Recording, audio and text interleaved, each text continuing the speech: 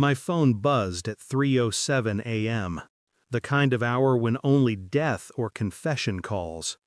My son's voice was small, trembling. "Dad, Stepdad's friends are here. They're loading guns. I heard your name." Then a muffled voice behind him, low, cruel, confident. "Ex-Marine? Easy target. 2 in his skull and job done." The line went dead. I sat there, motionless in the dark. The hum of the refrigerator was louder than my heartbeat. There's a point where fear doesn't make you panic. It clears you, sharpens you. I smiled, just barely. "Son, go to your bed," I had told him before the line cut. "Don't worry." He didn't know I meant it. My ex-wife had remarried 2 years ago. I'd tried to be civil, for my boy's sake. Her new husband, Sean, was the kind of man who smiled too much when he lied.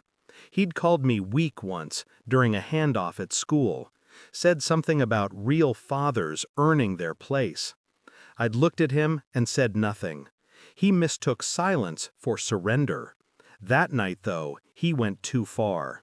I'd heard rumors through mutual friends, gambling debts, a bar fight that ended with someone hospitalized. Then his tone shifted in our messages, shorter, colder.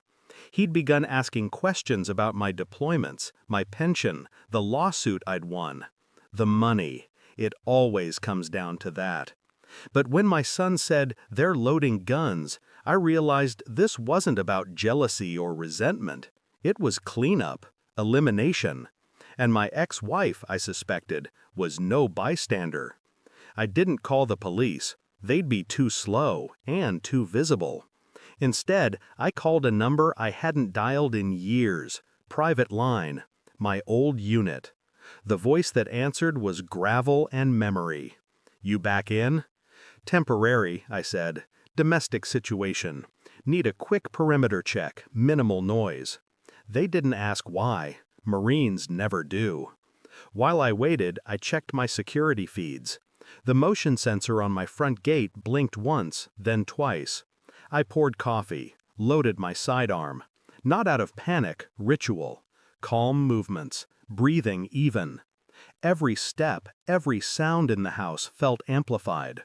The clock ticking, the slow exhale through my nose, the faint creak of the floorboard by the back door, the one I'd never fixed.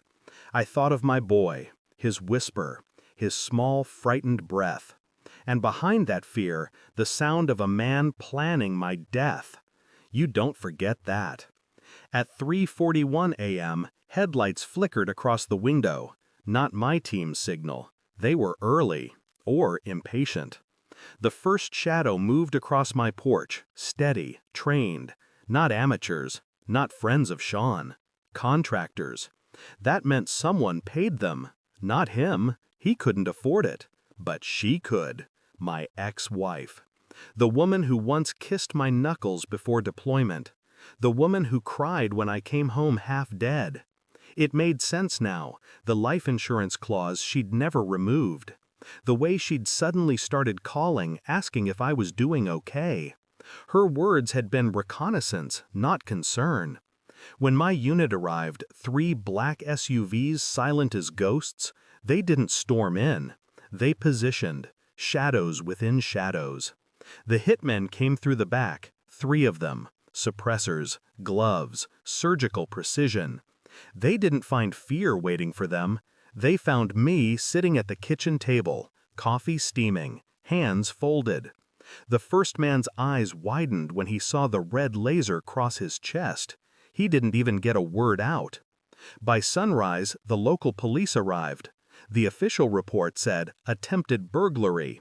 No one questioned why the burglars never fired a shot. I made one call, to her. She answered, voice trembling, pretending she'd just woken up. "Did you sleep well?" I asked. What happened?"